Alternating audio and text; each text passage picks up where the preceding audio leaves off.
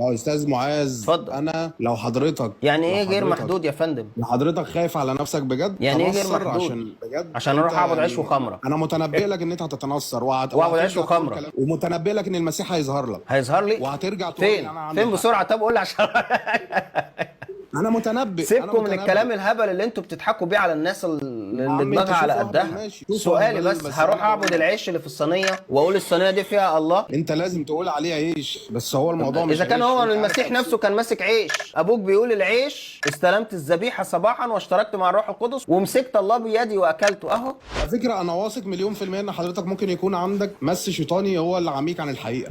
انا واثق والله يا منه مليون فندم في المية. المس الشيطاني اللي بيخليني اروح اعبد خمره واروح اؤمن ان الله اتضرب على قفاه واتف في وشه، تمام، واتخرم في جنبه واتخرم في ايده واتحط على الصليب وكان بيصوت بيقول ايه لماذا تقتني، كان بيعمل كده بجد، وانتوا عارضين ده في الفيلم وده موجود بنص كتابي. فصرخ يسوع كان بيصوت، اله حضرتك كان بيصوت لاله تاني اللي هو الاب، وانت بقى جاي تقول لي اصل انت هتتنصر.